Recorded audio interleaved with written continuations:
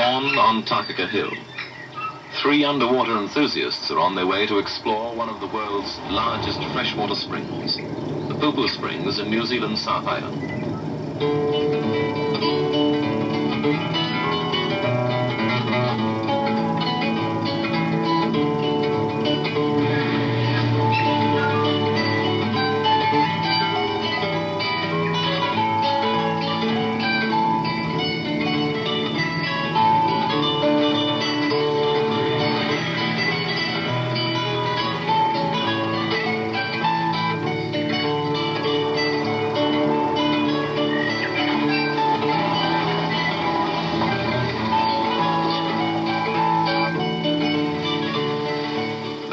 Crosses the Springs River, a river fed almost entirely by the waters of the springs. From nowhere it begins, a fully fledged river flowing at an almost constant rate, regardless of season, from the lip of the Pupu Springs.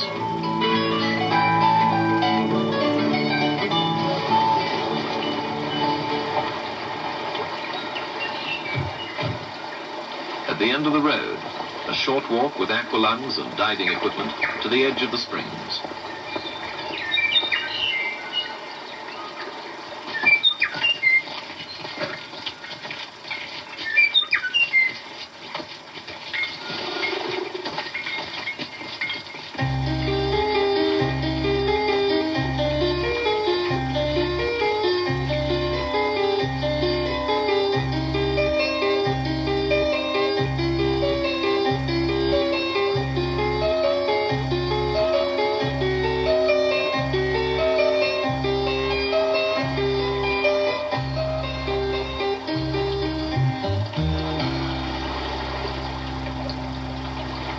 For the 3 divers, protection against the cold is essential.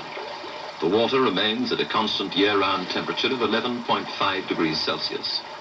The aqualungs will give them a maximum of an hour-and-a-half supply of air, during which time they hope to revel to the full in their own particular mixture of sport, escapism, and adventure.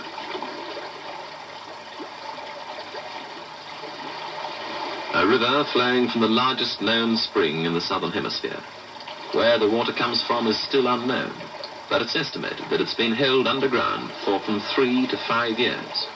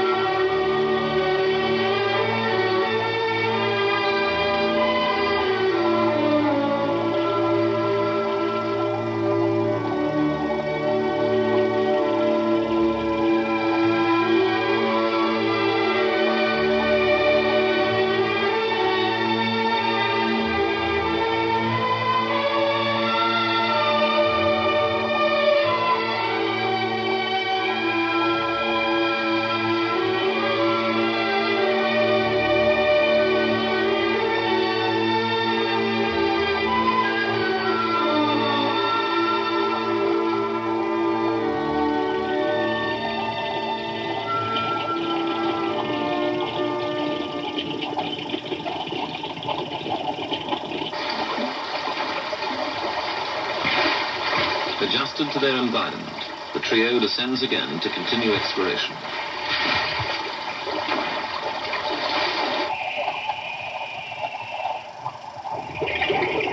Water pressure in the main vents is very high. A diver who ventured into these regions would be thrown to the surface. There are many outlets, both large and small, discharging an average of 1,200 million litres of water a day. The water in the springs is particularly clear, allowing light to penetrate strongly to the bottom at about 9 meters. Under the aquatic plants and mosses can be found many small freshwater crayfish. As well as the crayfish, the springs are home to eels, trout, and tiny water snails and prawns.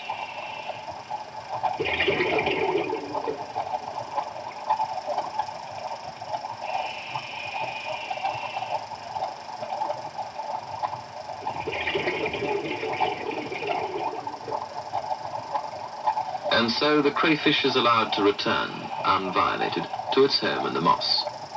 For a short time, it and other inhabitants of the springs will have to share their habitat with the benign intruders.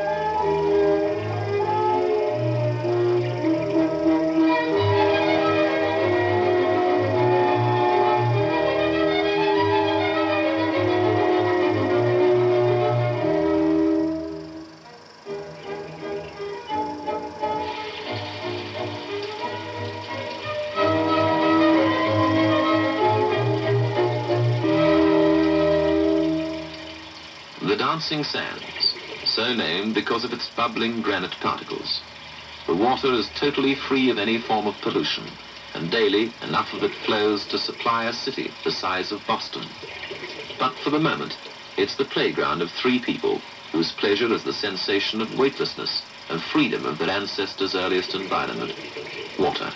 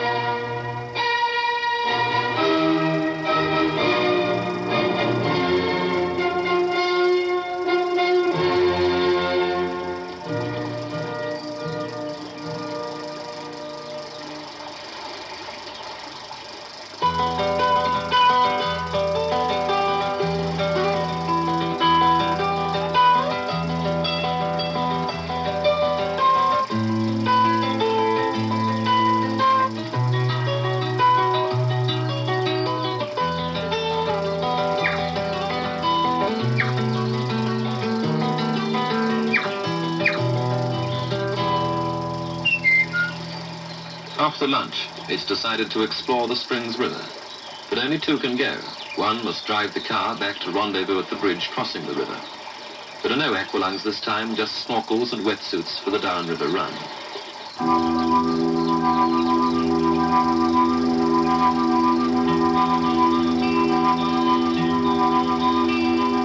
The ride begins placidly enough, and the diver's drifting presence does not perturb the two paradise ducks who live in the river's quiet upper reaches. But ahead, the river will change its pace.